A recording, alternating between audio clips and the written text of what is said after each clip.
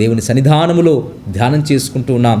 స్తుతి, ఆరాధన, అలాగే ప్రార్థన, అలాగే దేవుని వాక్యం. ఇవి ఎప్పుడైతే నీ జీవితంలో ఉంటాయో ఆ సమయంలో నీకు వచ్చేటువంటి ఆపద కానీ, నీకు వచ్చేటువంటి ఇబ్బంది కానీ, నీకు వచ్చేటువంటి రోగం కానీ ఏదైనా సరే అది నీ జీవితం నుండి తొలగించబడుతుంది. ఒకవేళ అవన్నీ చేయకుండా, అవన్నీ నాకు అవసరం లేదు బ్రదర్, నేను అవన్నీ ఏమి చేయను, నా వల్ల కాదు అంటే దేవుడు కూడా నా వల్ల కాదు అంటాడు. ఎందుకంటే దేవునితో మనం సత్సంబంధం కలిగి ఉంటే వాటిని తీర్చగలిగినటువంటి దేవుడు నీకు కూడా సహాయం చేయడానికి ఇష్టపడతాడు. అంతేగాని నేను అవన్నీ చేయను అంటే నేను కూడా చేయను అంట. అవును, లోకస్తుల మీదకి మరి అందరికీ కూడా ఆయన గాలిని, నీరును, వర్షాన్ని, ఎండను అన్ని కూడా పంపిస్తున్నాడు. ఆయన కృప కలిగిన దేవుడే, దయగలిగిన దేవుడే, ప్రేమ కలిగిన దేవుడే. కానీ ఇంకా ఆయనకు అత్యంత సన్నిహితంగా నీ జీవితంలో డైరెక్ట్గా ఆయనను నీ ఒక ఫ్రెండ్గా, ఒక స్నేహితునిగా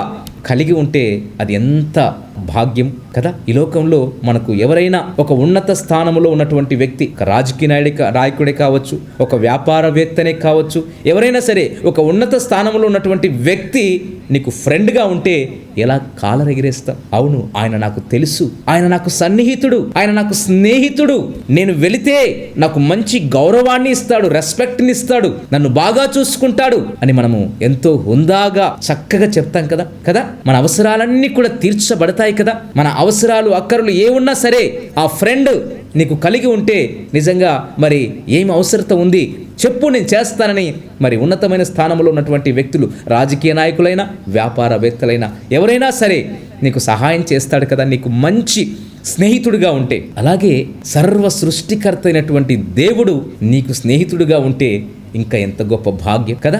నీ జీవితంలో ఏ అవసరత, ఏ అక్కర, ఏ ఇబ్బంది ఉన్నా సరే ఈ లోకములో అధికారులకు, నాయకులకు అందరికీ కూడా అధికారాన్ని ఇచ్చిన దేవుడు, పరిపాలించటానికి ఆయన అర్హతనిచ్చినటువంటి దేవుడు, మరి ఆయన నీకు తోడుగా ఉంటే, ఆయన నీకు స్నేహితుడుగా ఉంటే అది ఎంత గొప్ప భాగ్యము. మరి ఆయన నీకు స్నేహితుడుగా ఉండాలి అంటే నువ్వు చేయవలసిందల్లా యేసు క్రీస్తు ప్రభువు అని నోటితో ఒప్పుకొని హృదయమందు విశ్వసించిన తరువాత ఆయన కుమారునిగా నీకు అధికారమును అనుగ్రహించబడుతుంది. కాబట్టి ఆ తరువాత ఆయనతో సత్సంబంధము కొనసాగాలి.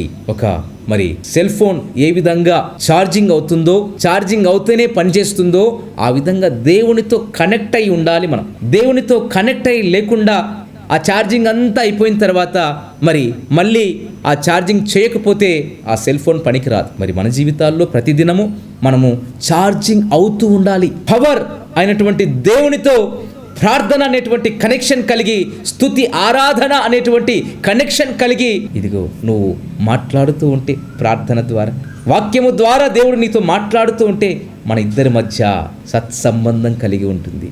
దేవుడు అంటున్నాడు, ఆయన ఇదిగో నా యందు మీరును, మీ యందు నా మాటలు నిలిచి ఉండిన ఎడలా మీకేది ఇష్టమో అడగండి అయ్యా.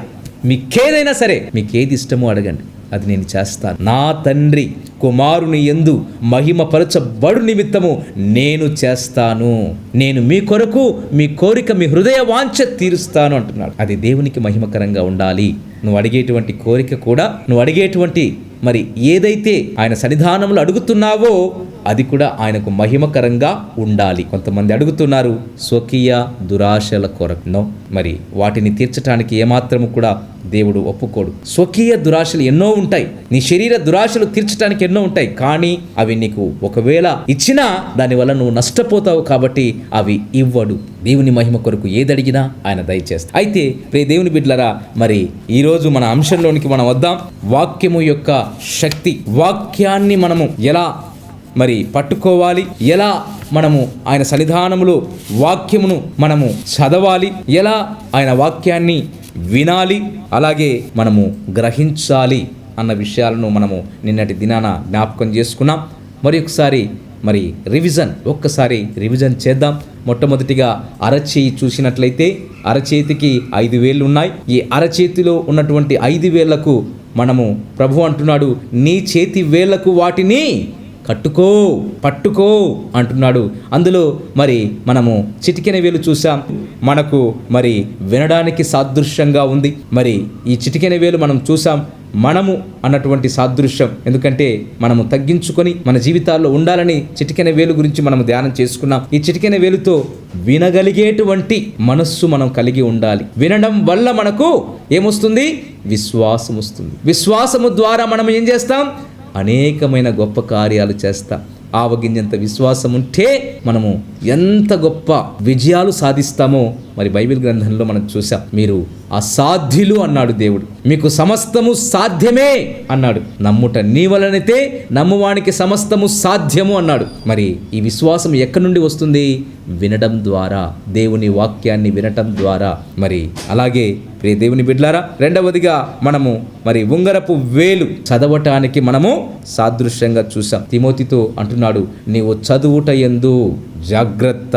దేవుడు ఈ యొక్క అందరితో, ఎజ్రాతో మరి మనం చూసాం కదా, ఆ ప్రకటన గ్రంథం, సమయము సమీపించిన కొలది, సమయము సమీపమై ఉన్నది కాబట్టి ఈ ప్రవచన వాక్యములను చదవాలి. దేవుని వాక్యాన్ని మనము చదవాలి. ఇక మూడవదిగా చూసాం మరి మిడిల్ ఫింగర్, అది గ్రహించడానికి సాదృశ్యం, పెద్దలకు సాదృశ్యం. అన్నిటికంటే పెద్దవేలు పెద్దలకు సాదృశ్యంగా ఉంటుంది. ఒక మెచ్యూరిటీ మైండ్తో ఉంటారు వారు. మరి మన జీవితాల్లో మరి గ్రహించగలిగేటువంటి మనస్సు కలిగి ఉండాలి. మరి ఇంకా ఎంతకాలం వాక్యం మరి అనేటువంటి పాలనే మనము ఆపేక్షిస్తాం.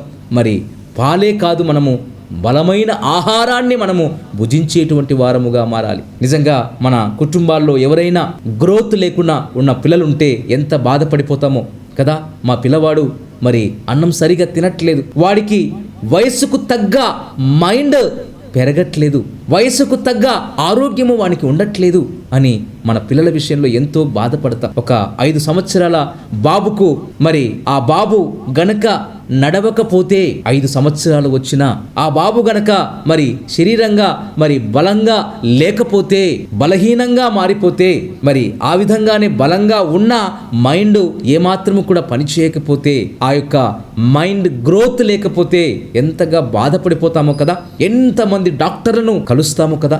ఎన్ని డబ్బులు పోసి మనము మన కుమారుని విషయంలో ఎలాగైనా మంచి ఆరోగ్యము తెప్పించాలి అని ఎంతగా తాపత్రయపడిపోతామో, ఎంతగా తహతహలాడిపోతామో. మరి మన జీవితాల్లో కూడా నమ్ముకున్నది మరి సంవత్సరమైనా, 2 సంవత్సరాలైనా, 5 సంవత్సరాలైనా, 10 సంవత్సరాలైనా మరి ఆ చిన్న పిల్లవాళ్ళ వలె మనము కూడా ఉంటే, ఆ యొక్క వయస్సుకు తగ్గ మైండ్ మన దగ్గర పెరగకపోతే, గ్రోత్ అనేది లేకపోతే దేవుడు ఎంతగా బాధపడిపోతాడు, దేవుడు ఎంతగా దుఃఖపడిపోతాడు. నమ్ముకున్నదేమో, ప్రభువును విశ్వసించిందేమో 10 సంవత్సరాలు అయిపోయింది, 15 సంవత్సరాలు అయిపోయింది, 20 సంవత్సరాలు అయిపోయింది, కానీ ఇంకా ప్రార్థన చేయడం సరిగా రాదు. నమ్ముకుని ఎన్నో సంవత్సరాల తరబడి అయిపోతా ఉంది, ఇంకా స్తుతి ఆరాధన చేసేటువంటి నోరు రావట్లేదు. ఎన్నో సంవత్సరాల తరబడి చర్చికి వెళ్తున్నాం, కానీ దేవుని వాక్యాన్ని ఇంకా ఒక్కసారి కూడా బైబిల్ని పూర్తిగా చదవలేదు. నిజంగా మరి దేవుడు ఎంతగా బాధపడిపోతాడంటారు, దేవుడు ఎంతగా దుఃఖిస్తాడంటారు. రే దేవుని బిడ్డలారా, ఇదిగో దేవుడు మాట్లాడుతున్నాడు సూటిగా, స్పష్టంగా. ఇదిగో నీ వయస్సుకు తగ్గ మైండ్ ఏ విధంగా పెరుగుతుందో, నీ ఆత్మీయ వయస్సు కూడా పెరుగుతున్న కొలది నీ ఆత్మ అంతకంతకు ఏం కావాలి? వర్ధిల్లాలి, అభివృద్ధి చెందాలి, గ్రోత్ కావాలి. నీ ఆత్మీయ సంబంధమైనటువంటి వయస్సు, బాప్తిస్మము తీసుకొని 10 సంవత్సరాలైందా, ఆ 10 సంవత్సరాలకు తగ్గ మనస్సు, మైండ్ నీలో గ్రోత్ కావాలి. దేవుడు అది చూస్తాడు. నీకు 25 సంవత్సరాలైందా, ఇదిగో నువ్వు కౌమార, ఆ యొక్క యవ్వన వయస్సులో ఉన్నావు. ఆ సమయంలో నువ్వు ఎలా ఉంటావో చూడు, ఎలా మరి ఉత్సాహంగా ఉరకలి వేస్తూ ముందుకు పరిగెడతా ఉంటావో, మరి నీ ఆత్మీయ జీవితంలో అలా పరిగెత్తాలి. దేవుని బిడ్డలారా, బాల్యం, యవ్వనం, కౌమారం, వృద్ధాప్యం, మరి ఏ విధంగా మనము ఆ లెవెల్స్ దాటుకుంటూ వెళ్తూ ఉంటామో శారీరకంగా, మన ఆత్మీయంగా కూడా ఆ విధంగా లెవెల్స్ దాటాలి. అంతేకాని ఆ లెవెల్లోనే ఉంటాను, నా లెవెల్ ఇంతే అంటే నీవు మెంటల్లీ హ్యాండిక్యాప్డ్. శారీరకంగా ఎవరినైతే మరి శారీరకంగా పెరిగి వయసుకు తగ్గ మైండ్ లేకపోతే వాళ్ళని అనేది మెంటల్లీ హ్యాండిక్యాప్డ్ అంటారు. మరి నీవు కూడా స్పిరిచువల్లీ హ్యాండిక్యాప్డ్ అవుతావు. స్పిరిచువల్గా నువ్వు గ్రోత్ లేకపోతే, స్పిరిచువల్గా నీ ఆత్మీయ అభివృద్ధి సరిగా లేకపోతే స్పిరిచువల్లీ హ్యాండిక్యాప్డ్ అంటారు, మానసిక వికలాంగులు. మరి ఈరోజు సూటిగా స్పష్టంగా మాట్లాడుతున్నాడు.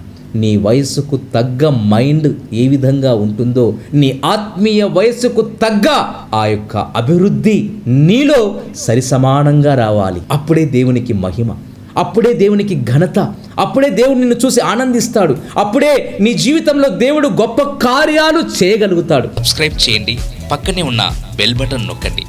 ఈ సందేశాలను దయచేసి 10 మందికి షేర్ చేయమని ప్రభువు నామమున ప్రేమతో మీకు మనవి చేస్తున్నాం.